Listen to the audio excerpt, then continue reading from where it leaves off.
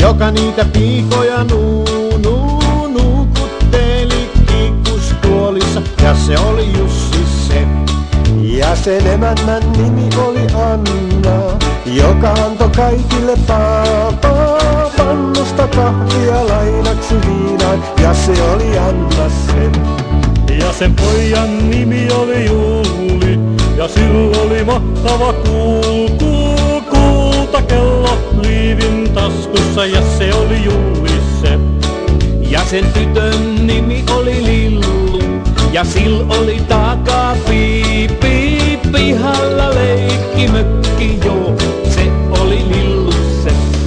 Mutta ensimmäisellä silmät suuret, toisella paksut punajuuret, raastejuustoa, isäntä raapii persikkaa. Ja sen isännän nimi oli Jussi, joka niitä piikoja nuukutteli kiikkustuolissa, ja se oli Jussi se.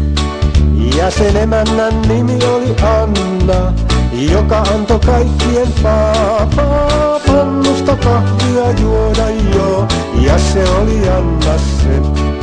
Ja sen pojan nimi oli Juuli, ja sillä oli metrinen kultakello liivin taskussa, ja se oli Julli se. Ja sen tytön nimi oli Lillu, ja sil oli orava pihalla leikkimökissä, joo, se oli Lillu se. Silti ensimmäisellä on silmät suuret, toisella pitkät punajuuret, raastejuustoa, isäntä raapii persikkaa.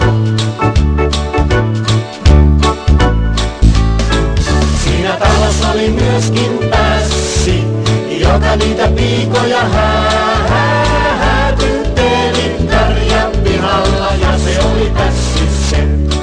Ja sen pojan nimi oli Juuli.